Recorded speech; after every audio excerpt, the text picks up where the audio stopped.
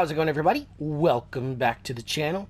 I am your host, as always, Hicksydust here with another video for Resident Evil 8 Village. In this video, we will be covering the third collectible type. We will be talking about the Labyrinths of the Village, the lore surrounding them, how to complete them, and where to find them.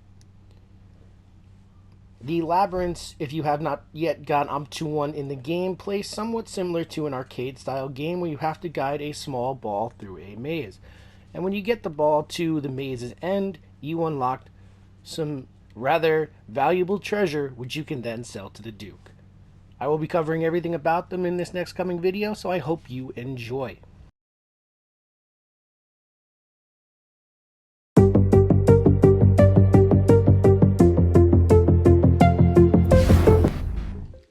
The best piece of lore we have on the Labyrinths comes to us from a file book inside the Duke's parlor. You would know this, however, if you watched my previous video mapping out all the file books in Resident Evil 8. All jokes aside, though, the Labyrinths have a pretty cool lore for something that was such a small part of the game. As we read through the book, it tells us that the 4 labyrinths were created by a craftsman named Norshton, who at one point lived in the village. He had created 4 labyrinths which could easily correlate to each of the 4 lords of the village: the castle, the house on the hill, the water wheel, and the iron tower. Upon completion, he would take his own life. Each labyrinth is unique and requires its own special crafted metal ball to operate, which I will cover. Each one contains crystallized human remains, which are said to be Norshton's 4 beloved wives, the labyrinths of their graves. Norshton's 4 wives crystallized after death, a telltale sign of someone who had been in touch with the Megamycete or Miranda's experiments. For example, the Lycans, Lady Dimitrescu's daughters, Lady Dimitrescu herself, and many other of the villains in the game would drop some form of crystallized remain after defeat. In Mother Miranda's own files, we saw that she took from time to time to experimenting on the villagers in order to find a perfect host for her daughter Eva. However, as we saw in the first level of the game during the Lycan Horde, any of the villagers who weren't experimented on would have a normal corpse.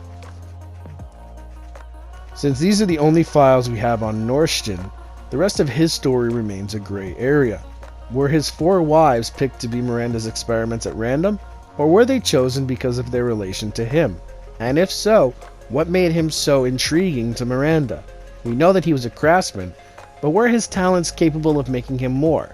Was he sought out to be a lord? We may never get the answers to these questions, seeing as how this was such a small part of the game, but it's these little lore facts and history that make even the smallest parts of a game that much more enjoyable. Anyway, since we now know the history and some of the lore of the labyrinths, it's now time to get into where to find them in the game and how to solve them. The first labyrinth can be found in the Duke's parlor next to the History of the Labyrinths file book. The ball for this puzzle can be found on the 2nd level of the Opera House, guarded by one of Lady D's Morioka.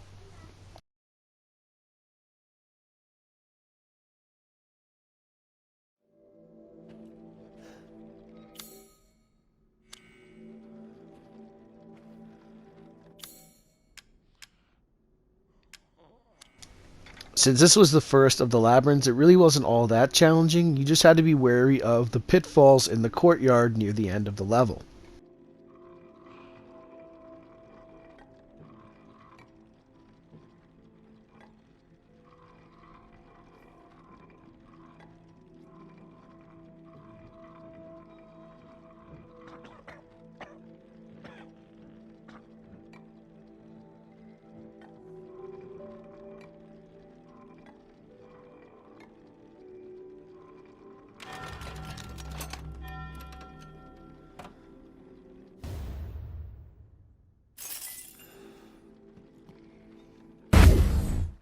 The second labyrinth is found in the same house where you find Luthier's house keys after you defeat House Beneviento. The ball for this one can be found in a little red box under a tree across the way from the house.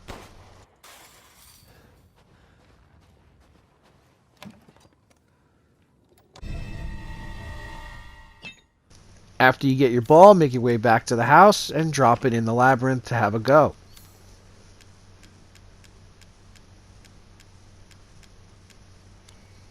This one again isn't too difficult, you just have to keep the ball from rolling off the hill.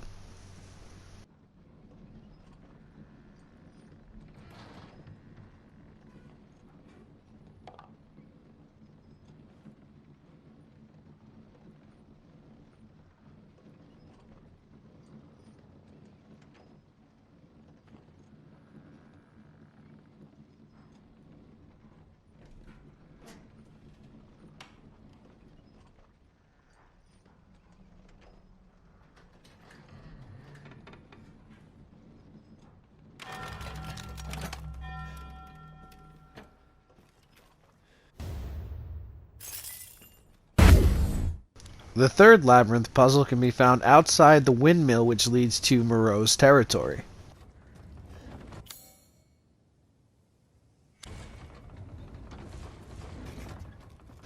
We find this ball on the path to Moreau's hidden laboratory at the top of the hill.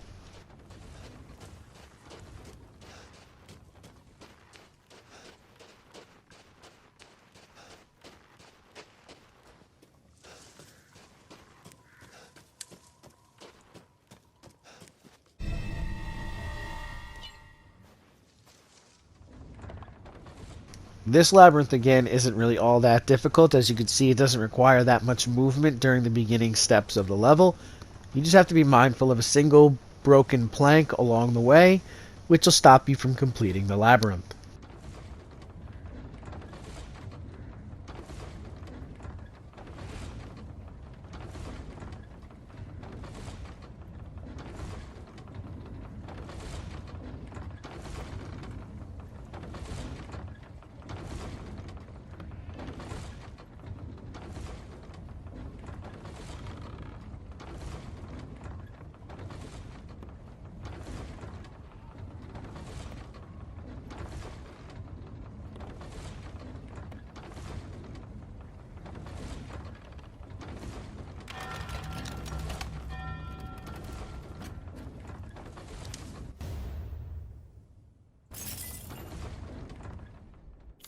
So the last is of course Heisenberg's, and of course it's the most difficult because, Heisenberg.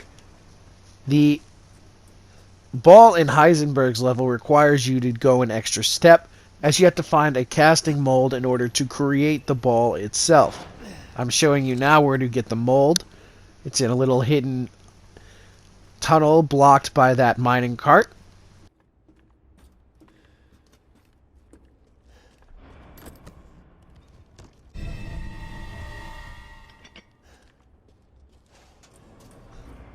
Simply take the mold back to the forge, which we have used to craft all the other items in this level, and you will have yourself the ball for the labyrinth.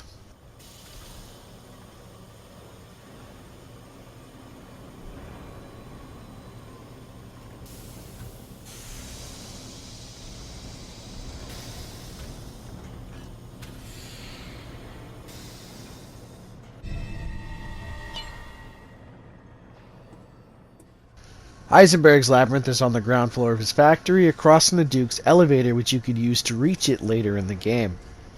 Heisenberg's labyrinth is also the most difficult, as it has the most pitfalls out of any of the labyrinths prior, which you have to carefully navigate.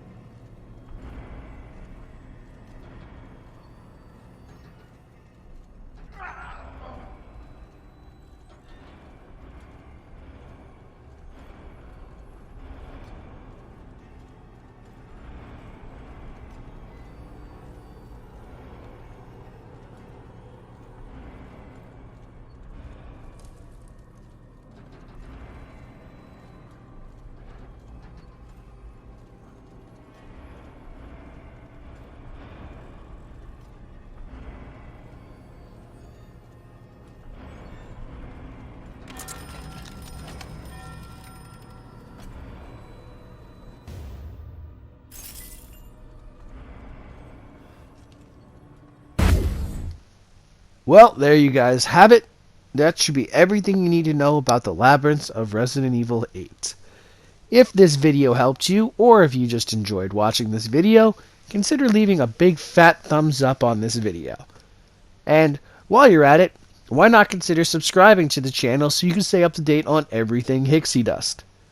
Guys, this series is almost a wrap, so why not leave your feedback in the comment section and let me know where you want to see me take the channel from here.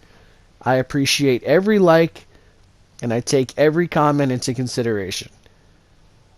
Guys, that just about does it for this video, so keep your eyes to the horizons for more Hicksydust content, which is sure to follow, and be sure to enjoy the rest of your day. Thank you so much.